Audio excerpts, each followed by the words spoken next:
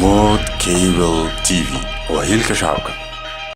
madaxweynaha jamhuuriyadda Soomaaliland mudane Muuse Biixi Cabdi ayaa xadhiga ka jaray dhismayaal cusub oo muhiim ah oo laga hirgeliyay gudaha cusbitaalka Hargeysa kuwaas oo wax weyn ka tari doona baahiyaha uu cusbitaalku qabo. xarumaha cusub ee madaxweynuhu maanta xadhiga ka jaray oo dhammaantood ah kuwa cusub oo dhawaan la hirgeliyay ayaa kala ah waadhar cusub oo loo hirgeliyay hooyada iyo dhallaanka qayb loogu talagalay bukaan socodka iyo wax lagu kaydiyo tamarta cadceedda oo cusbitaalku u adeegsan doono baahida korontada. wuxuuna madaxweynuhu sidoo kale kormeeray waarka carruurta ee gudaha cusbitaalka guud ee Hargeysa.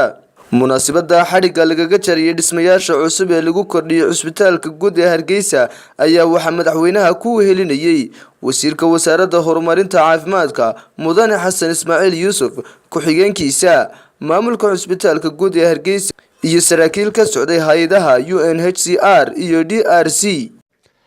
dhammaan waan salaamayaa mudakarka halkan ka soo qayb galay ee ajnabi leh Soomaaliland leh madax leh majle waxaan gaar u salaamayaa bahda caafimaadka oo wasiirkooda hogaaminayo iyo maanta farxad noo tahay wasiirkii hore xagla toosiyay oo isna naga soo qayb galay xafladan taasoo sharaf u ah Soomaaliland.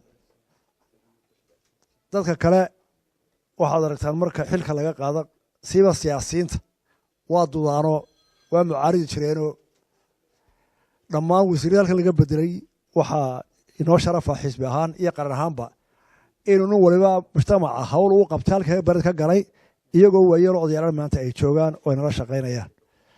marka xagla toosiyana waa ku mahadnaqaynaa iyo dhammaan wasiirada hore ee sidoo aan ula shaqeeya.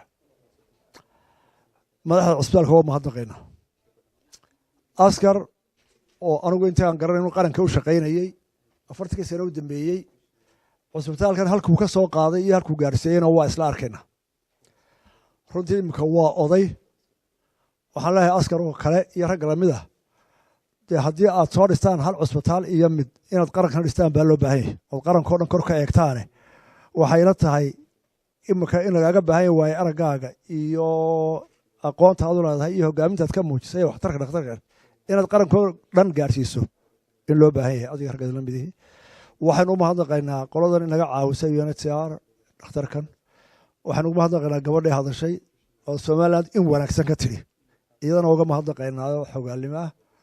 waxaan u sheegayaa Soomaaliland waxay u soo dhaweynaysaa qaxootiga oo ugu jajaban tahay dhammaantayo wixii ka weyn 30 jir qaxootaan soo wada maray wixii aan 9 ka yari qaxootiga dhibtiisa aanu ognahay.